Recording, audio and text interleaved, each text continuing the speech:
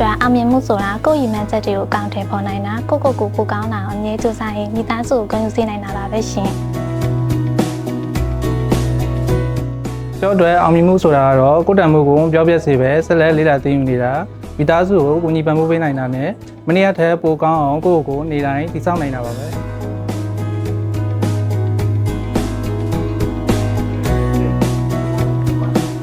ကျမအတွက်တော့လူငယ်တယောက်အနေနဲ့အောင်မြင်မှုဆိုတာငွေကြေးနဲ့ရောက်တစ်ခွက်တည်းမဟုတ်ပါဘူးကိုဘွားကိုတာဝန်ယူနိုင်တာမနေ့ကတည်းဒီနေ့ပိုကောင်းလာတာနဲ့ကိုချမှတ်ထားတဲ့ရည်မှန်းချက်တွေကိုတဖြည်းဖြည်းအောင်မြင်အောင်လုပ်ဆောင်နိုင်တာကိုအောင်မြင်မှုလို့မြင်ပါတယ်ရှင်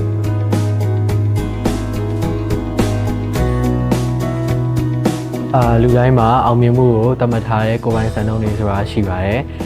ကျွန်တော်အတွက်တော့ကျွန်တော်ဘယ်လိုမျိုးနေထိုင်ခြင်းလဲဘာတွေလုပ်ချင်လဲဆိုတာပေါ့မူတည်ပြီးတော့မီနီကိုတစ်ခုချင်းစီကိုလက်တွေ့ကောင်းတဲ့ပေါ်နိုင်တာကိုပဲအောင်မြင်မှုလို့သတ်မှတ်ချင်ပါတယ်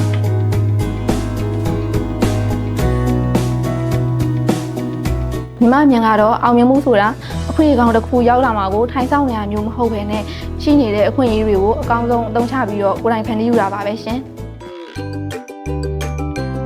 ဒီ international youth တွေမှာလူငယ်တိုင်းကိုအိမ်မက်ရဲ့တက်တီနဲ့အဲ့ဒီအိမ်မက်တွေကိုကောင်းထည့်ဖော်နိုင်မဲ့ခွန်အားနဲ့အခွင့်အရေးကောင်းတွေပိုင်ဆိုင်နိုင်ကြပါစေလို့ဆုတောင်းပေးပါရရှင်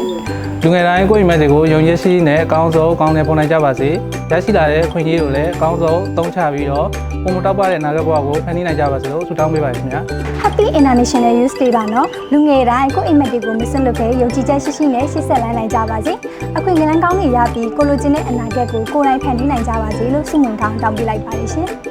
Happy International Youth Day ပါလူငယ်တိုင်းလမ်းမပြောက်ပဲ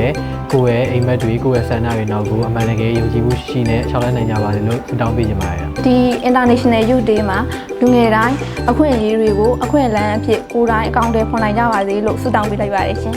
Happy International Youth Day